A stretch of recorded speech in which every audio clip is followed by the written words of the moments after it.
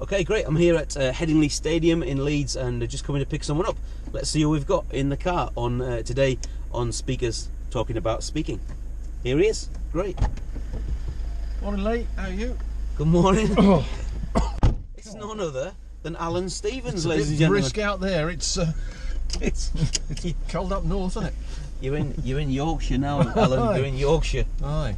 But it's nearly snowing today, isn't it? I think it is. It is nearly snowing, as you say. It's a cold one. So, welcome to Speakers Talking About Speaking. Thank you very much. With me, Lee Jackson, the president of the Professional Speaking Association in the UK and Ireland. But Alan, you've got more titles and speaking titles than anyone that I know. So I have actually. Yeah, you're quite right. Tell me what you've done in the speaking world over the years.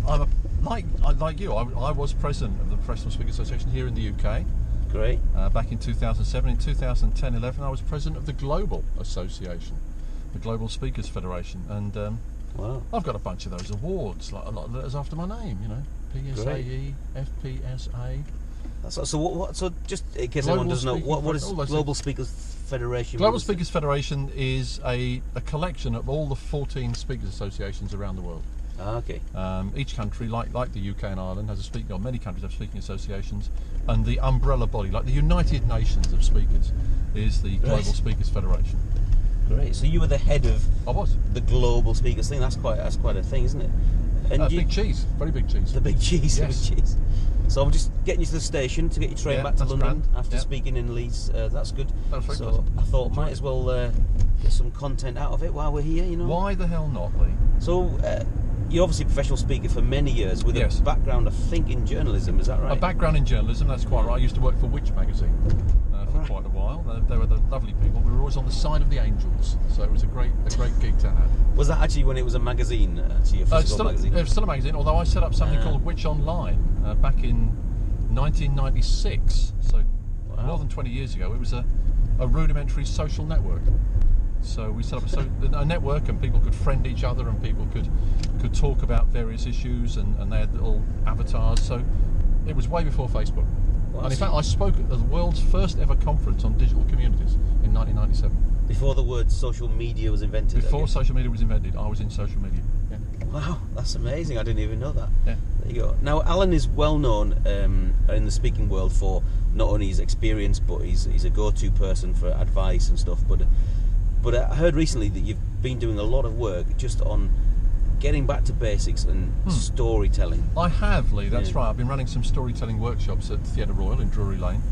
But also Nice venue. It's a beautiful venue, the oldest theatre in London, probably the oldest in the UK, I think. Wow. Beautiful, and the ghosts of people like Garrick and so on are all there. Edmund Kean. It's a great place to be. But yes, I think storytelling's so important that I have focused back on that again. That's what I was talking about last night. And the fact that a lot of us tell stories, but not many people tell stories that well. So what I'm keen for people to do is to tell their stories in the best possible way, so they get the best possible value. So when you mean a story, I mean that could mean anything. So can you just what's the anatomy of a good story? Do you think in a speech or a presentation? Good stories usually have in fact nearly always have three elements. They have a hero, a protagonist, a problem, an issue, an obstacle to overcome, and then a reward at the end. Okay. It's the classic hero's journey, and we have those little stories. We have those little vignettes every day, things that we overcome. Whether it's just getting in the right queue in the post office or whatever it is, or it's a big thing. It's like climbing Kilimanjaro, whatever people do. Yeah. So, but everything has the same kind of structure. But a story's only valuable if you learn a lesson from it, and that's what we as speakers do. We help people to understand the lesson in a story and then learn it and apply that to some other circumstance. Great. So you've probably, I guess you can tell a bad story as well, can't you? Oh yeah. So what a bad story is? What something that someone would tell too quickly? A bad story is just information, and it's like when you arrive somewhere and somebody asks, how did you get here? And I was on the A so and so, and then the road works, and then I had to go on the second exit, the roundabout, rather than the third exit. And they will tell you what they think is a story for 5 minutes. At the end of it, you are not only none the wiser, you are glazed over. That's a bad story. Yeah, it's like. By the way, are we going over the roundabout here, or are we taking the first or second left? I'm not entirely sure. Well, what I'll do is this road's blocked, so we'll take the left. Yeah, well, let's do that. Let's not go into that story now. Right. Yeah, you're in the dizzy heights of Burley in Leeds now. Yeah, I've just been assigned to the Emmerdale Studio Experience. This is rather exciting. This is all that Yorkshire has to offer. We have Headingley Stadium and then Emmerdale. That's pretty much it. So, no, we're on our way to the interesting area. In fact, I used to work around here when I was a youth worker. Right. This is the area I used to work. My office used to be just down the road there, and ITV is there. Okay. So it's a shadow of its former self, I think. Yeah. But that was where Countdown was and everything, all that kind of stuff. So there you go. So the blessed Carol Vorderman used to work here. She did indeed every week, and with Richard Whiteley, God bless him. He was grand. He was a lovely man. Yeah. So now you're known as well as you've met some interesting people, and someone told me the other day, I kind of heard a rumour that you used to hang out with David Bowie. Is that right? Well, I did meet Bowie, yes, and the story behind that is that my grandfather used to run a pub in South London, the Toby Jazz and Blues Club, was out the back, and I used to serve the drinks. And the first night that Bowie ever played Ziggy Stardust in public in full was at our pub in January '72. So I served him drinks, and the cool thing about that was all of the band, that was Woody Woodmansey, Trevor Boulder, Mick Ronson, drank triple Jack Daniels, rock and roll drinks. Triple Jack Daniels. Gosh. Bowie had a brown ale. Oh, did he? Yeah, he said I'm not into the spirits. I'll just have a brown ale. Did he have northern roots by any chance? I don't think he did. No.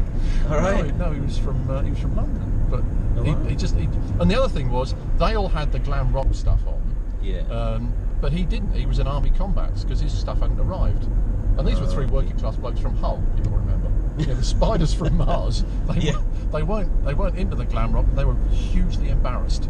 And he was loving it. He was just loving it.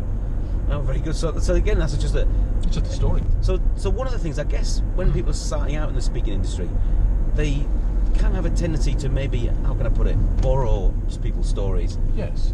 I never met Bowie, so I would never use that story. No. I guess in a conversation I might say a friend of mine met him. Yeah. But on stage, how do you actually get your own stories? Well, we all have stories all the time, and I mean, one thing that I always do, I record stories. I carry a notebook It's in my pocket right now. Right. Here's the notebook. There it is. I'm never without a notebook and a pen. Yeah. Because you never know when something's going to happen. You want to record it, and one little tip is not just to record the facts, record the feelings. So record how you feel about something and how somebody else might feel about something. I see. But if you collect stories all the time, you've always got stories you can use. People say to me, well, nothing ever happens. I have to borrow stories from people because my life's so boring. And it isn't. It isn't. We've all got stuff that's happening to us all the time. We just don't write it down and we forget it. So recording is the key to it. I think for me, one of the things that I do is it needs to be, I deliberately take time out away from looking at my phone to actually just watching people. Absolutely. Like in stations or stuff like that. And you see things happening, don't you? Well, you do. And my watchword for that is to look up. Right. Just look up, and I mean that literally. Look up, and there's some wonderful buildings that we're driving through Leeds now. There's some beautiful buildings. You look up, and there's sort of roof porticos, and there's probably a roof garden up here somewhere, and there's beautiful window. And people don't look up. A lot of people now are walking along the street, aren't they? Looking down at the phone in the palm of their hand, bumping into people on lampposts, and they don't look up. If only you look up, you see an amazing amount of stuff. Now, there's some good stories on social media. I do save things I see on Facebook, quirky videos, things like that, and stories. I do collect some of those things, but ultimately the stories that happen to us are the easiest and the best to use, do you think? They are, and they're the stories that people identify with. Nice. And you don't have to have climbed Everest or swum the Atlantic naked or whatever it is people do to get on stage. The thing that happens to you every day that you can draw a lesson from is the thing that people identify with. I mean, comedians are always using stories that are everyday stories. Yeah. It's like cleaning out the garage or going to the car wash or whatever it is, and that becomes more engaging because people identify with it. They understand what's going on. So one of my favourite comedians is, as you know, I'm a big fan of comedy. Yeah. Is Rod Gilbert. Oh yes. And Rod Gilbert did a whole 2.5-hour show on his washing machine breaking down. That's exactly the point. He's got a very long story about a toothbrush as well. Is that right? Yeah. And that's what makes it engaging. That's what makes it entertaining. Yeah. It's because he's not just telling facts about it. He's ranting about things, and he's comparing things that you think, well, that didn't match. Oh yes, of course, that's like that, isn't it? And all of a sudden, you laugh at it because it's unexpected, but you also laugh because you recognise yourself in it. Yeah, and obviously it still shocks me to say this, the late Victoria Wood. Yes. I'm shocked that she's passed away. Yeah. I was a big Victoria Wood fan, and I loved her kind of comedy was always based in the most down to earth, wasn't it? It was. And so the Dinner Ladies is one of my favourite programmes. It's wonderful, absolutely wonderful. Beautifully written, isn't it? Remember, she used to do a wonderful riff about a cosmetics demonstrator in a stall. Right. The wonderful world of Sacherel. and she just had that she just sort of took it back. You've got to exaggerate things slightly, and she exaggerated the nasal tone a little bit. But the way that she became increasingly frustrated that nobody wanted to come into the store for a makeover was comedy gold, absolute comedy gold. Yeah, that's right. And I think the other thing that I noticed from her, and it helps me when I tell stories, is that I call it Victoria Woodisms. So she was very specific. So if she was talking about eating chocolate, she would never say a chocolate bar. She would name the brand. Exactly that. So she would say, a Mars bar, and you'd right, a Mars bar. She never was generic, because I think generic things they don't help us land the stories, do they? No, that's right. And the trick is not to give every detail about everything, but to be very, very specific about some small things. That's what works. And I mean, people who are giving great detail about everything. I was going out last Tuesday. No, hang on, it wasn't Tuesday. It was Wednesday, because I had to take the car in for a checkup. No, or was that? No, it might have been Thursday afternoon. And all of a sudden you realise that's of no interest. But if they got into detail about something specific that had happened, and you thought, oh yeah, I know what's happening there. So it's a balance between fine detail and generality. Great, excellent. So you've been a member of the PSA since many, many, many years. Since the Stone Age. Since the Stone Age, yes. So the PSA, Professional Speaking Association. Those who don't know it, what would you say to someone? Should they join it if they want to be a speaker? Just if you want to be a professional speaker, I mean, it is a body for professionals, as you know, people who get paid to speak, and that's what we do. We used to be called, I think, experts who are paid to speak, or something like that. We now speak more and speak better, which is exactly what we do. If you're interested in the business of speaking, I think yes, the Professional Speaking Association is for you. I liken it to the Law Society for lawyers or the BMA for doctors. It's about being with professionals and learning from professionals. It's a professional network. It's a professional body. Has accreditation, as you know, as well.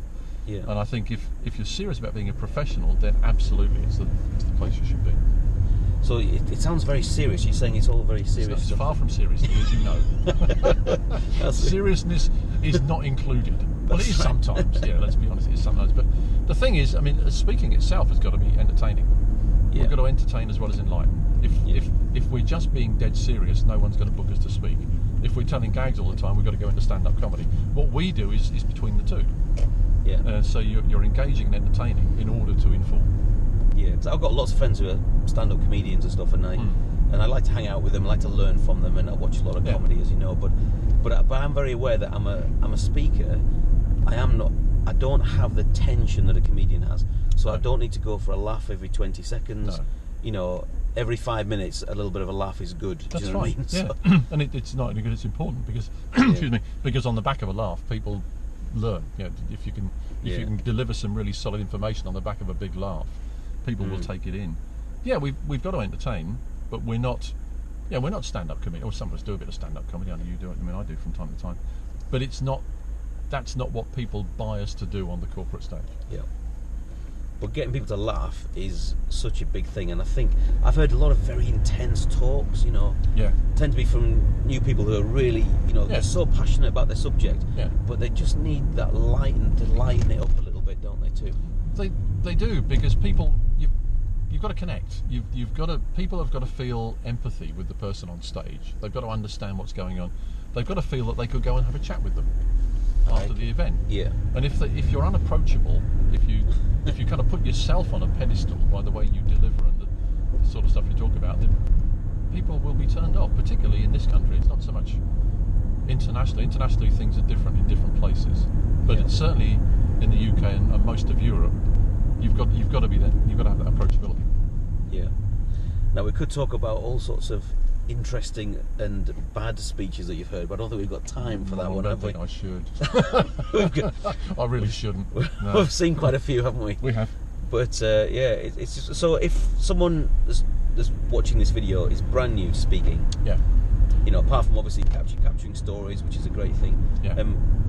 is it a couple of other little bits and nuggets of advice that you'd give them? Maybe things that you'd wish you'd done at the beginning, you know? Well, I think the advice that is often given, and I think it's correct advice, and I didn't do it when I started out, and very few people do, is to specialise early. Okay. You know, find your niche or your niche or whatever you want to call it. Find out what you're good at. Provided, and there's always a provided, people will value it. Now, it's got to be something that you're good at, that you enjoy doing, and that people will pay you to deliver. Yeah. And if you find that sweet spot, that's where you should stay, and stay in there as long as you possibly can, because then you will become known as the person that does that, and the only person that does that. So I think specialise early.